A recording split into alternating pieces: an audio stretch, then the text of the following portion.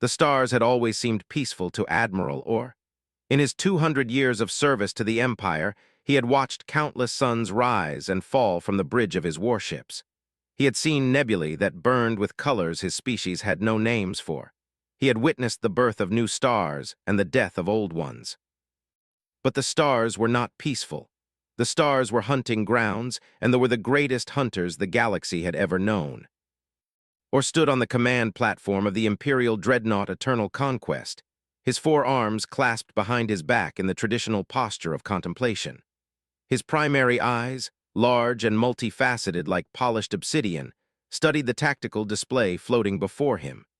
His secondary eyes, smaller and set lower on his elongated skull, tracked the movements of his bridge crew as they went about their duties. The display showed a small blue world orbiting an unremarkable yellow star. The humans called it Earth. They had no name for it yet. Conquered worlds earned names only after they had been properly integrated into the Empire. "Status report," Orr said, his voice a deep rumble that seemed to vibrate through the metal floor plates. His second-in-command, a younger male named Eth, stepped forward with a data tablet clutched in 2 of his hands. "The fleet is in position, Admiral. 412 vessels, arranged in standard conquest formation. All weapons systems are charged and ready. Troop transports are prepared for ground assault." "And the humans?" "Their defensive fleet remains in orbit around there. 47 vessels of varying sizes. Our analysts estimate their combined firepower is approximately 3% of our own."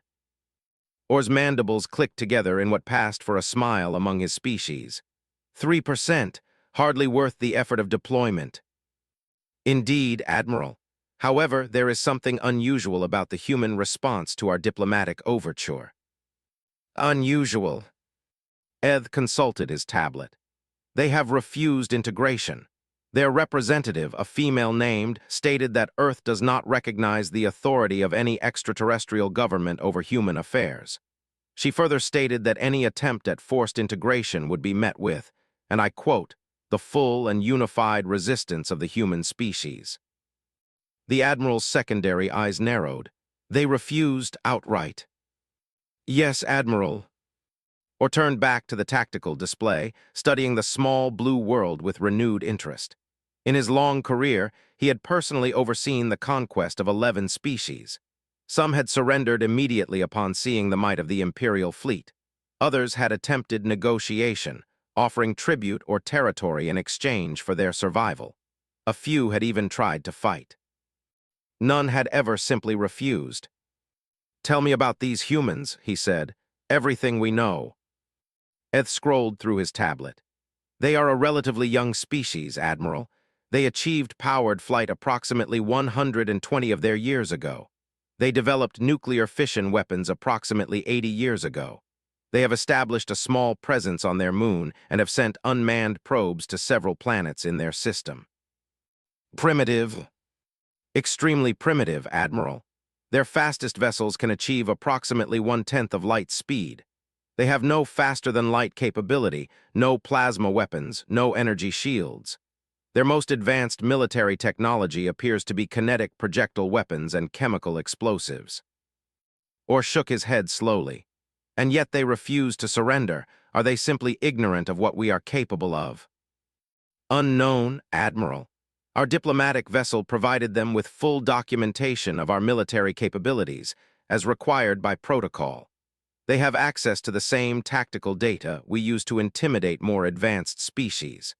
The human representative reviewed all materials before issuing her refusal. "Then they are either very brave or very foolish." "Perhaps both, Admiral." Or considered this for a long moment. The Empire had not become the dominant power in this region of the galaxy by underestimating potential threats. Even the most primitive species could sometimes surprise you. They had seemed harmless enough, with their simple stone tools and tribal social structures. But they had possessed a natural immunity to the neural parasites the Empire used for population control, and their rebellion had cost thousands of lives before it was finally crushed. Still, the humans had nothing that could threaten a proper Imperial fleet. Their weapons were toys compared to plasma cannons. Their ships were slow, fragile things that would shatter like glass against Imperial shields. What do we know of their history? Or asked. Their culture, their society.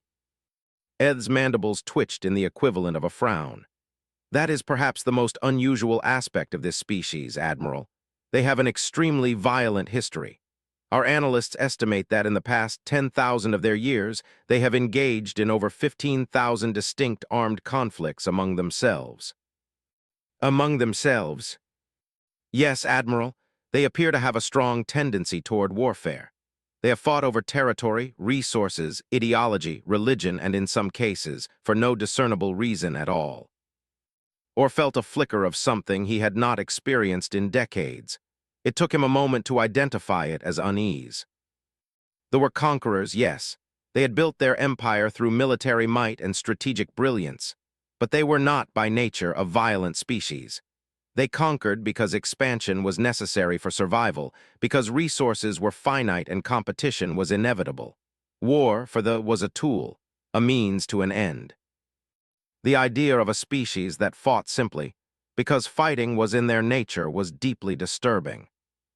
Have they ever unified, he asked, against a common enemy? Several times, Admiral. Most notably approximately 80 of their years ago, when a coalition of their nations defeated a military alliance that sought to dominate their entire world. The conflict resulted in approximately 70 million deaths. 70 million of their own species. Yes, Admiral, and that was not even their deadliest conflict. A disease outbreak approximately 100 years earlier killed nearly twice that number. Or stared at the blue world on his display. Such a small planet, such a fragile-looking thing, and yet the creatures that lived there had apparently been killing each other by the millions for as long as they had existed. What happened to the nations that were defeated in this war? They were occupied and rebuilt, Admiral. The victorious nations provided resources and assistance to help them recover. Within a generation, the defeated nations had become prosperous allies of their former enemies. They helped their enemies recover. Yes, Admiral. Why? Eth hesitated. Our analysts are uncertain, Admiral. Human psychology is difficult to understand. They appear to operate on principles that are often contradictory. They wage war with extreme brutality, then show mercy to the defeated. They compete fiercely among themselves, then cooperate when facing external threats. They are capable of great cruelty and great kindness, sometimes in the same individual. Or was silent for a long moment. He had conquered 11 species, and he had thought he understood the patterns of intelligent life. Some species were aggressive, some were passive, some were logical, some were emotional. But they all made sense in their own way. Their behavior could be predicted, manipulated, controlled. These humans sounded like nothing he had ever encountered. Admiral, a new voice spoke from across the bridge, or turned to see his communications officer, a young female named looking up from her console with an expression of confusion. We are receiving a transmission from the human. They are requesting to speak with you directly. With me? Yes, Admiral. The transmission specifically names you as the intended recipient. Or exchanged a glance with Eth. This was unusual. Conquered species typically communicated through diplomatic channels, not directly with military commanders. Put it through, he ordered. The tactical display flickered, and a human face appeared. It was a female, older by their species standards, with gray streaked through dark hair and lines of age around her eyes. She wore simple clothing in muted colors, and her expression was calm, almost serene. Admiral Orr, she said. Her voice was steady, with no trace of fear or anger. I am the Secretary General of the United Nations, and I speak for the people of Earth. I am aware of who you are, Orr replied. You are the one who refused our generous offer of integration. I am. Then you are aware that your refusal leaves us with only one alternative. The Empire does not accept defiance. Your world will be conquered, your population subjugated, your resources claimed for the glory of the Empire. Nodded slowly, as if she had expected this response. I understand your position, Admiral. The Empire has a long history of conquest. You have built your civilization on the subjugation of others. It is the only way you know how to interact with species you consider inferior. Or's mandibles clicked in irritation. You consider yourselves equal to your technology is centuries behind ours. Your military is insignificant. You have no allies, no resources, no hope of resistance. And yet we resist. To what end? We will crush your defenses within hours. Your cities will fall within days. Within a generation, your species will have forgotten what freedom meant. Perhaps, leaned forward slightly, and something in her eyes made Or's unease deepen. But I wonder, Admiral, if you have truly considered what it will cost you to take this world. Cost, you have nothing that can threaten us. We have ourselves. The human's voice was quiet, but there was steel beneath the calm surface. You say we are primitive. You are correct. We have had for barely a century. We have had nuclear weapons for only 80 years. By your standards, we are children just beginning to take our first steps into the universe. Then you understand your position. I understand that we have spent those 80 years preparing for this moment. Smiled, and there was something in that expression that made Or's blood run cold. You are not the first threat humanity has faced, Admiral. We have survived ice ages and plagues. We have survived wars that killed hundreds of millions of our own people. We have survived asteroid impacts and eruptions and climate catastrophes. Every challenge that should have destroyed us has only made us stronger. Pretty words, but words will not stop plasma cannons. No, they won't. The human's smile faded, which is why we developed other methods. Or felt a chill run down his spine. What methods? That is what I wanted to discuss with you, Admiral. You see, your empire made a mistake. When your scouts first discovered our system 40 years ago, they assumed we were too primitive to detect them. They were wrong. The Admiral's primary eyes widened.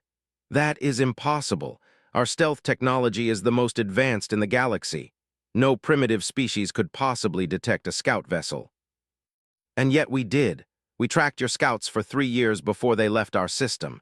We analyzed their propulsion signatures, their communication frequencies, their energy outputs. We learned everything we could about your technology. His voice remained calm, almost conversational. And then we began to prepare. Or turned to Eth, his expression demanding answers. His second-in-command was already frantically consulting his tablet, his mandibles clicking with agitation. Admiral, I have no record of any detection events during the original survey mission. All reports indicate the mission was completed without incident. Because we allowed your scouts to complete their mission, said. We wanted them to report back. We wanted your empire to believe we were harmless. It gave us time. Time for what? To build, to prepare, to ensure that when you finally came to conquer us, you would face something you never expected.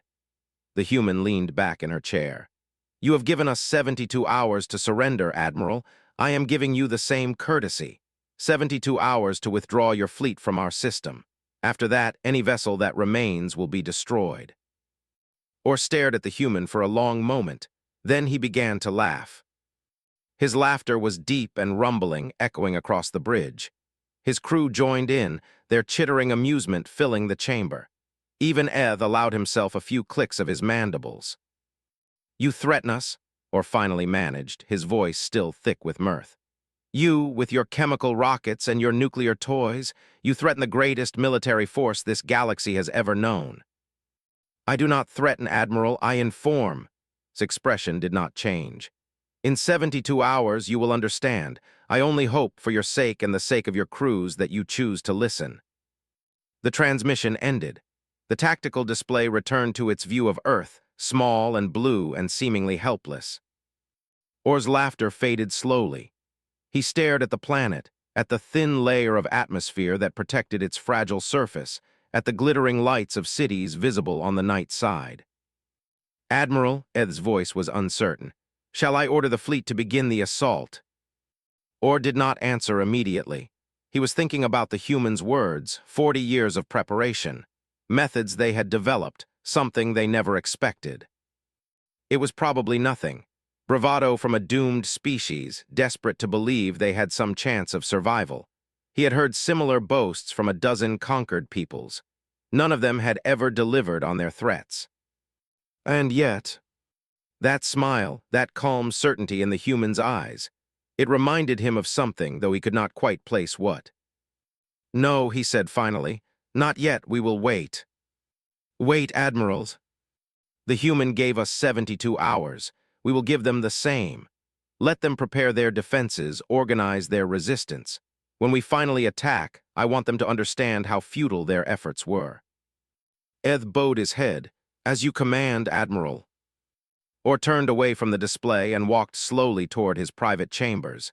He needed time to think, time to consider what he had just witnessed. Because despite everything, despite all logic and reason and centuries of experience, he could not shake the feeling that something was very, very wrong. The next 3 days passed slowly for the fleet. The warriors grew restless, eager for battle. They had traveled across the stars to add another world to the Empire's domain, and the waiting grated on their nerves. Or spent most of his time in his chambers, studying everything his analysts could find about the human species. He read their history, their literature, their scientific journals.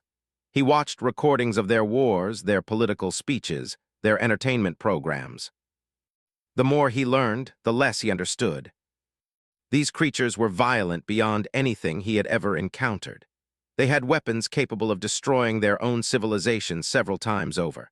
They had fought wars over ideas, over beliefs, over things that had no material value at all. They had committed atrocities against their own kind that would make even the most hardened warrior recoil in horror. And yet they were also capable of extraordinary kindness. They risked their lives to save strangers. They built hospitals and schools and libraries. They created art of breathtaking beauty and music that seemed to speak directly to the soul. They loved their children with a fierce protectiveness that transcended all other considerations. They were, in short, completely insane, or had conquered rational species before. Species that understood cost-benefit analysis, that could be persuaded to surrender when the odds were against them.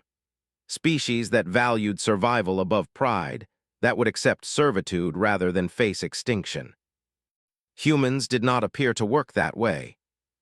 On the second day, Eth brought him a report from their intelligence division.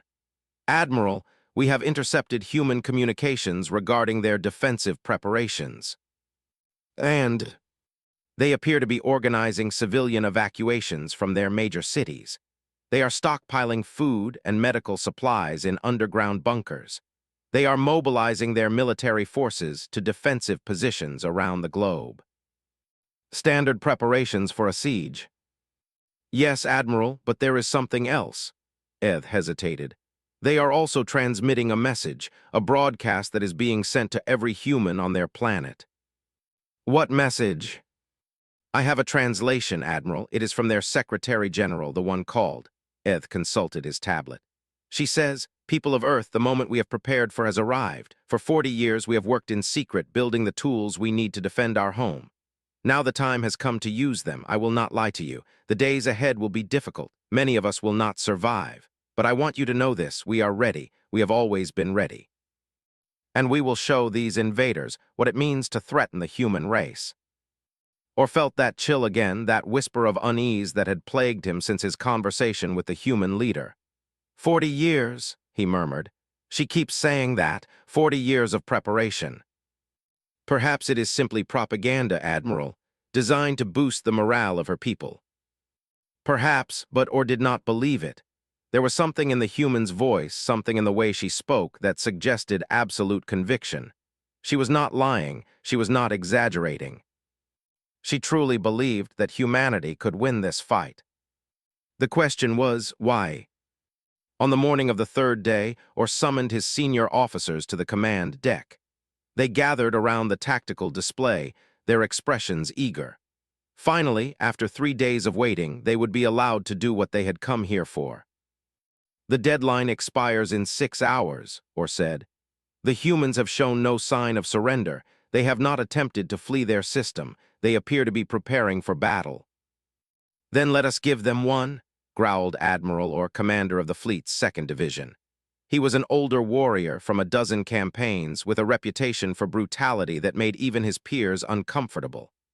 "My ships are ready. My warriors are hungry. Let us crush these vermin and be done with it. I share your eagerness, old friend, but I have concerns. Concerns about humans? Or's mandibles clicked with derision. They are insects. Their entire fleet could not scratch the paint on a single Imperial cruiser. And yet their leader speaks with absolute confidence. She claims they have been preparing for this moment for 40 years. She claims they have developed methods we never expected. Primitive boasting, nothing more. Probably, or turned to face the tactical display. But I would prefer to be certain. We will send a reconnaissance force first, 3 cruisers with full sensor arrays. They will probe the human defenses and report back. Once we understand what we are facing, we will proceed with the full assault. Or's expression made clear his disapproval, but he bowed his head in acceptance. As you command, Admiral. Select your ships. Launch in 1 hour. The 3 cruisers departed on schedule, their sleek obsidian hulls gleaming in the light of the human sun. They were fast ships, built for speed and maneuverability, equipped with the most advanced sensors in the Imperial arsenal. Or watched them go from his command platform, his unease growing with every passing moment. Something was wrong. He could feel it in his bones, in the deep instinctive part of his brain that had kept him alive through 2 centuries of warfare. Something was very, very wrong. The cruisers crossed the orbit of the 4th planet, a red world the humans called Mars. They were now officially within the human defensive perimeter, though no challenge had been issued. Cruiser group reports all systems nominal, Eth said. They are continuing toward the human, estimated arrival in 4 hours. Understood. Tell them to proceed with caution. Yes, Admiral. The hours crawled by, or remained on the command deck watching the display, waiting for something to happen. The cruisers passed the asteroid belt. They passed the orbit of the human moon. They entered the space directly around Earth itself. And still nothing happened. Admiral, the cruisers report no hostile activity. The human fleet remains in defensive formation. They have made no attempt to intercept. Or frowned. They are simply watching, doing nothing. It appears so, Admiral. The cruiser commander is requesting permission to begin detailed scans of the human defenses. Granted, tell him to be thorough. I want to know everything about those ships. Their weapons, their shields, their power signatures, everything. Yes, Admiral. The cruisers began their scans. Data flowed back to the Eternal Conquest in a steady stream. Sensor readings, spectral analyses, tactical assessments. The human ships were exactly what they appeared to be. Primitive vessels with primitive weapons, barely capable of defending themselves against a single Imperial fighter, let alone a cruiser. Admiral, the cruiser commander, reports that the human defenses are negligible. He recommends immediate assault. The enemy fleet could be eliminated in minutes. Or nodded slowly. Everything his officers had predicted was proving correct. The humans had no weapons capable of threatening Imperial vessels. Their confidence was misplaced. Their 40 years of preparation had produced nothing. And yet, tell the cruisers to withdraw, he said suddenly. Ed looked up in surprise. Withdraw, Admiral. Now full speed, get them out of there. But Admiral, there is no threat. The humans have not even raised their shields. I said now, Ed, do it. His second-in-command rushed to obey, barking orders into his communicator. On the tactical display, the 3 cruisers began to turn, their engines flaring as they accelerated away from Earth. They were too slow. The first warning came as a flicker on the sensor screens, a momentary distortion that the computers flagged as an anomaly. Then the distortion became a wave, a ripple in the fabric of space itself that seemed to emanate from somewhere on the human planet. Admiral, we are detecting an unknown energy signature. It appears to be. The cruiser's transmission cut off mid-sentence. On the tactical display, the 3 green icons representing the Imperial Reconnaissance Force simply vanished. One moment they were there, accelerating toward safety. The next, they were gone, no debris, no distress signals, no final transmissions. Just gone. The bridge of the Eternal Conquest fell silent. Every officer stared at the display, trying to understand what they had just witnessed. What happened? Or's voice was barely a whisper. Ed's hands were shaking as he consulted his instruments. I don't know, Admiral. The cruisers are gone, all three of them. Our sensors show no wreckage, no energy discharge, no weapons fire. They simply ceased to exist. That is impossible. I know, Admiral, but it is what the sensors show. Or stared at the empty space where his cruisers had been. 3 ships, 1,500 warriors, gone in an instant, killed by a weapon he could not see, could not detect, could not understand. 40 years of preparation. The human's words echoed in his mind, taking on new meaning with every repetition. Methods they had developed. Something they never expected. Admiral, A's voice was barely audible. We are receiving a transmission from the human. Or closed his primary eyes and took a deep breath. He knew what was coming. He had known since the moment the cruisers disappeared. Put it through. The tactical display flickered. His face appeared, looking exactly as calm and serene as she had 3 days ago. There was no triumph in her expression, no gloating, just that terrible certainty. Admiral Orr, she said, I hope you understand now why I asked you to withdraw your fleet. What happened to your cruisers was unfortunate but necessary. We needed you to see that we were serious. What did you do to them? Orr's voice cracked with barely contained rage. What weapon did you use? A weapon 40 years in the making, Admiral. A weapon built specifically for this moment. Paused. I will not explain how it works. That knowledge is not something we are willing to share. But I will tell you this, what you witnessed was not our most powerful weapon. It was simply a demonstration. A demonstration of what? Of what we are capable of what we will do to your entire fleet if you do not leave our system immediately. The human's eyes seemed to bore into her soul. We do not want war, Admiral. We never have. But we will not be conquered. We will not be enslaved. We will not allow our children to grow up under the rule of an alien empire that sees them as nothing more than resources to be exploited. You murdered 1,500 of my warriors. They entered our space after being warned. They paid the price. His voice hardened. The same price your entire fleet will pay if you do not withdraw. You have 12 hours to leave our system. After that, we will consider any remaining vessels to be hostile invaders and will respond accordingly. You think one weapon will stop the Empire? We have thousands of ships, millions of warriors, resources beyond anything you can imagine. And yet you cannot replace what you lost today. The human smile returned, cold and knowing. How many cruisers can you afford to sacrifice, Admiral? How many warriors? How many fleets will it take before the Empire decides that Earth is not worth the cost? Or had no answer. The truth was, he did not know what they were dealing with. A weapon that could destroy 3 cruisers in an instant, leaving no trace. A weapon that his sensors could not detect. A weapon that had apparently been developed by a species that, by all logic, should not even be capable of building fusion reactors. 12 hours, Admiral said. I suggest you use them wisely. The transmission ended. The bridge remained silent. Officers who had served or for decades stood frozen at their stations, their expressions reflecting the same shock and uncertainty he felt. Admiral Orr was the first to speak.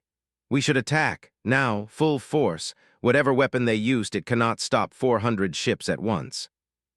Can't it? Or turned to face his old friend. We know nothing about this weapon. We do not know its range, its power, its limitations. For all we know, it could destroy our entire fleet as easily as it destroyed those cruisers. Then what do you suggest? That we flee? That we run from a species of primitives who have barely learned to leave their own planet? I suggest we be cautious. Orr's voice was cold. I suggest we not throw away the lives of our warriors on assumptions and bravado. I suggest we gather information before we act. Orr's mandibles clicked with frustration, but he did not argue. In the end, he was a soldier. He followed orders. What are your commands, Admiral? Orr thought for a long moment. The human had given him 12 hours. 12 hours to make a decision that could determine the fate of his entire fleet. He needed more information. He needed to understand what he was facing. And there was only one way to get that information. "Open a channel to the human," he said. "I wish to speak with their leader again." "Admirals." "Do it, Eth. I have questions, and I believe Secretary General may be willing to answer them." The transmission was established within minutes. Appeared on the display once more, her expression curious but unafraid. "Admiral Orr, I did not expect to hear from you so soon." "I have questions." "I assumed you might." Orr stepped closer to the display, studying the human's face, looking for any sign of deception, any crack in her seemingly impenetrable calm. "Your weapon, it destroyed my cruisers in an instant. Why did you not use it before? Why did you allow them to enter your space at all?" "Because we needed you to see what we are capable of. Words mean nothing. Only actions create understanding. You could have contacted us directly, demonstrated your power without killing 1,500 of my warriors." "Could we?" Raised an eyebrow. "Would you have believed us? If we had simply told you that we possessed a weapon capable of destroying your ships, would you have taken our word for it?" Orr was silent. They both knew the answer. "The Empire respects only strength," continued. "You have built your civilization on the conquest of species you considered weak. You do not negotiate with the weak. You do not listen to the weak. You enslave or destroy them. We offer integration, protection, resources. You offer servitude. You offer the slow death of everything that makes a species unique." The human's voice softened. "We studied your empire, Admiral. We know what happens to conquered species. Their cultures are suppressed. Their languages are forgotten. Their children are raised to worship thee as gods. Within a few generations, nothing remains of what they once were. They are given purpose, structure, meaning. They are given chains, pretty chains, perhaps, comfortable chains, but chains nonetheless." Shook her head. "We will not accept that fate, not for ourselves, not for our children, not for the billions of humans who look up at the stars and dream of what they might become." Or felt something shift inside him, something he had never experienced in 200 years of conquest. "Doubt. Your weapon," he said. "Where did it come from? How did you develop something so advanced?" "We are not as primitive as you assumed, Admiral. We have had a century of nuclear physics. A century of developing technologies that, by your standards, might seem crude and limited." Smiled slightly. "But we are fast learners, and we are very, very motivated. 40 years ago, you detected our scout ships." "We did." "And in those 40 years, you developed a weapon capable of destroying Imperial cruisers." "Among other things." "Other things," the words hung in the air, pregnant with implication. "What else have you developed?" Smile widened. "That, Admiral, is something you will only learn if you force us to use it, and I promise you, you do not want to learn." Or studied the human for a long moment. She was not bluffing. He could see it in her eyes, hear it in her voice. Whatever weapons humanity had developed over the past 4 decades, they were confident in their ability to defend themselves.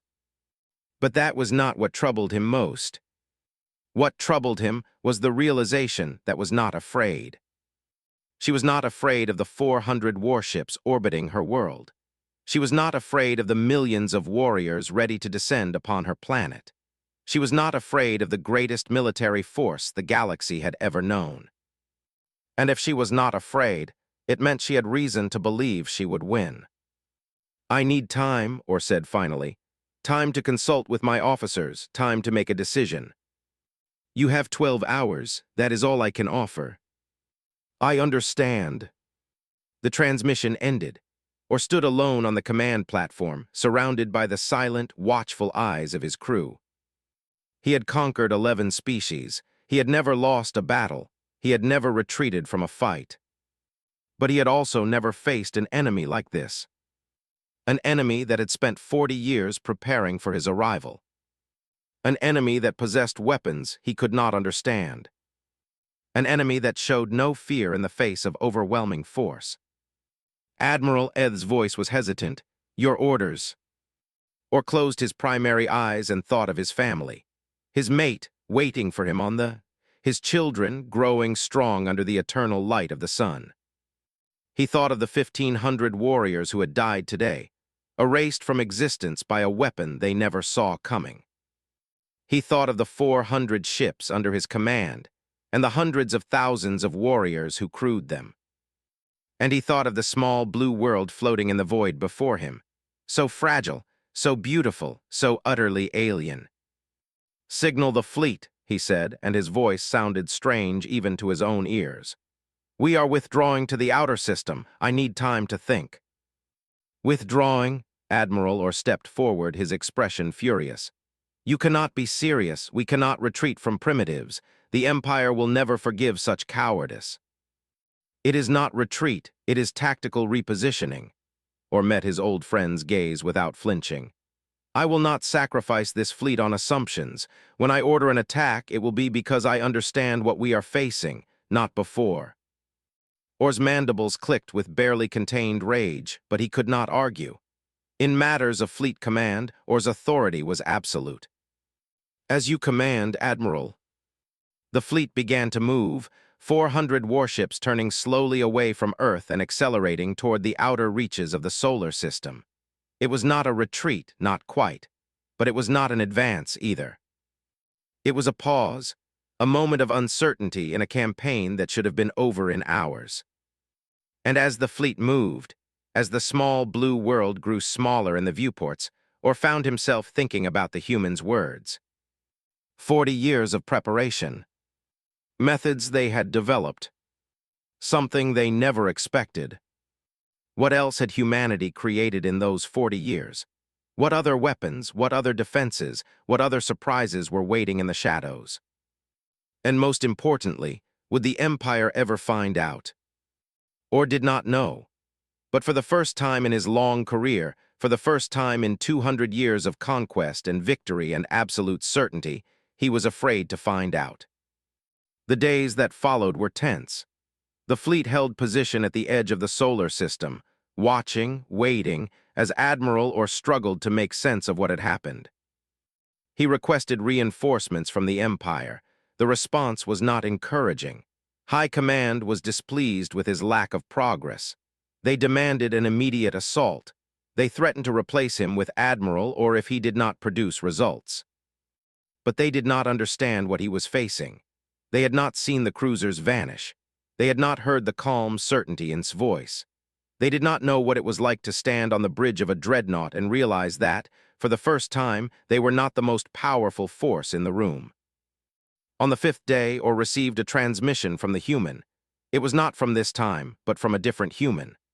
A male, old by their standards, with weathered features and pale eyes that held no trace of fear. "Admiral Orr," the human said, "my name is General Cole. I command Earth's military forces. I am authorized to deliver a message from the people of Earth." "I am listening."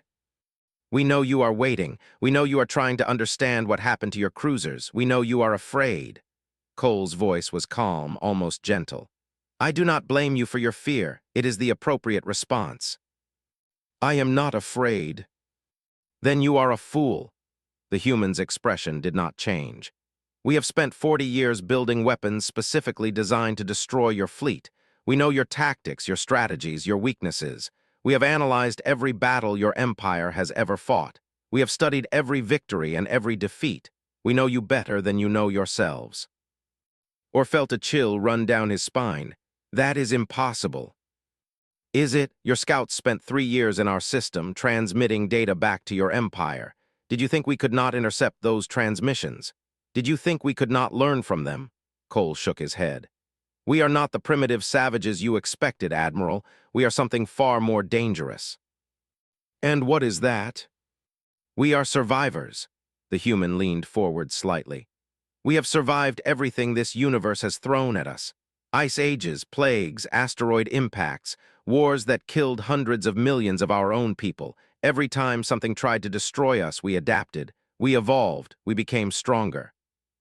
"Pretty words, but words will not stop plasma cannons." "No, but the weapons we have built will." Cole's voice hardened. "I am going to tell you something, Admiral, something that the Secretary General was too diplomatic to say directly, something you need to understand before you make your decision." "Speak." If you attack Earth, you will lose, your fleet will be destroyed, your warriors will die, and then we will come for you." The human's eyes seemed to burn with an intensity that made Or's blood run cold. "We will not stop with defense. We will not be content to simply protect our own world. We will build ships, we will cross the stars, and we will find every colony your empire has ever established." "You would never survive such a campaign. The empire has thousands of ships, millions of warriors. We have billions of humans, billions of people who now know that the universe is full of species that want to conquer us." Cole smiled, and there was something terrifying in that expression. "Do you know what happens when you unite the human race against a common enemy, Admiral? Do you know what we are capable of when we have something to fight for?" Or did not answer. He was thinking of the human history he had studied, the wars, the genocides, the weapons of mass destruction they had developed to use against each other. If they turned that capacity for violence outward, if they directed it against the Empire. "I will give you a choice," Cole said.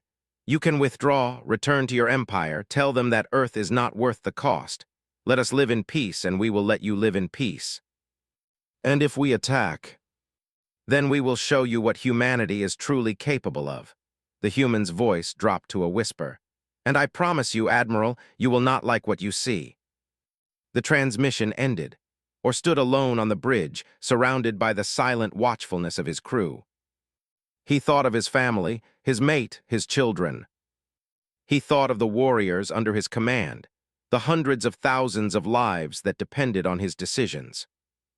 He thought of the small blue world floating in the void, and the billions of humans who lived there.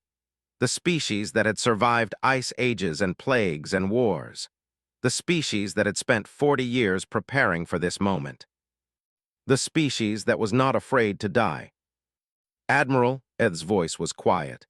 "High Command has sent another message. They are demanding an immediate assault. They say that if you do not comply, you will be relieved of command." Or closed his primary eyes. The weight of 2 centuries of conquest pressed down on his shoulders. The expectations of an empire, the honor of his species, the glory of victory.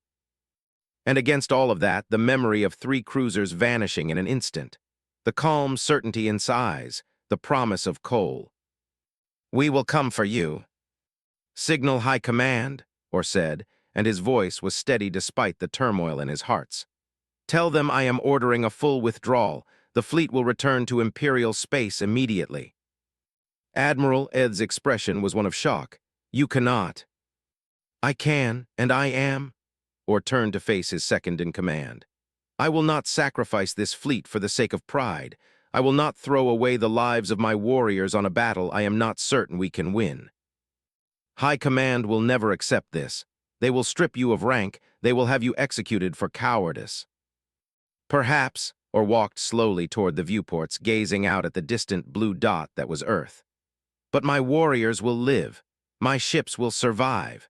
And perhaps one day, when we understand more about what the humans have built, we will return with a force that can actually defeat them. And until then, we leave them alone." Or's voice was soft.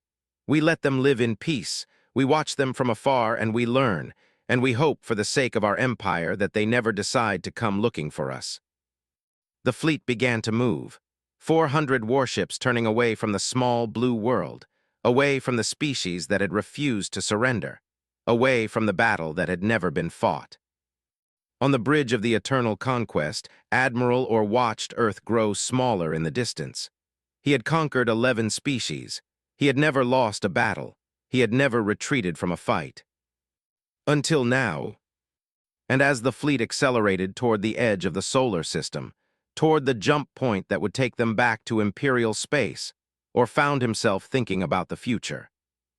About a species that had survived everything the universe had thrown at them. About a species that had spent 40 years preparing for war. About a species that had promised with absolute certainty that they would come looking for the Empire.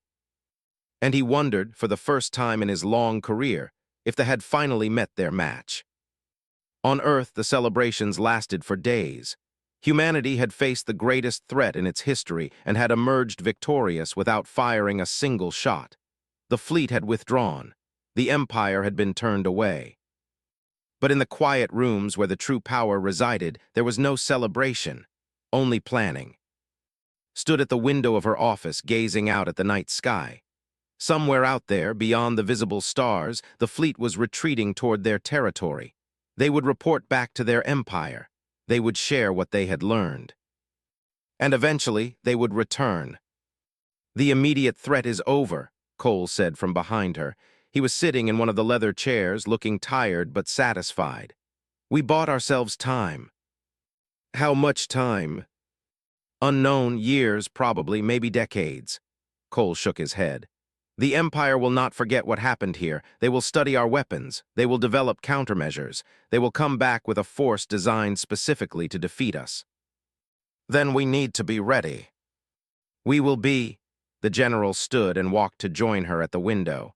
"The weapon we used against those cruisers was just the beginning. We have other projects in development, other tools, other surprises." "Will it be enough?" Cole was silent for a long moment. When he spoke, his voice was thoughtful. "I don't know, but I know this. Humanity has faced extinction before. Ice ages, plagues, world wars, every time we survived, every time we came back stronger. This is different. This is an enemy that spans the galaxy." "Yes, it is different." Cole turned to face her. "But we are different too. We are not the same species that nearly destroyed ourselves with nuclear weapons 80 years ago. We are not the same species that waged wars over territory and ideology. We have grown. We have learned. We have become something new." "And what is that?" "A species that knows its place in the universe." The general's eyes seemed to glow with an inner fire. "A species that understands that the stars are not peaceful, that there are powers out there that will try to destroy us, to enslave us, to erase everything that makes us human." "And how do we respond to that?" "We fight." Cole's voice was firm. "We build, we prepare. We become so strong, so dangerous, so absolutely terrifying that no power in the galaxy will ever dare to threaten us again." Nodded slowly. It was not the future she had hoped for. It was not the peaceful coexistence with alien species that she had dreamed of as a young woman. But it was the future they had been given. And if humanity had learned anything in its long history, it was how to survive. "We should make a formal announcement," she said finally. "Let the people know that the threat has passed. Let them celebrate. They deserve that much." "And after the celebration, we get back to work," turned away from the window. "The Empire will return. We need to be ready." Cole nodded. "We will be." They stood together in silence for a long moment, two leaders of a species that had just taken its first step onto the galactic stage. Behind them, the stars glittered in the endless dark. And somewhere out there, among those distant points of light, an empire was learning a lesson it would never forget. Earth was not a world to be conquered. Terran space was not territory to be crossed. And humanity was not a species to be underestimated. Not now. Not ever.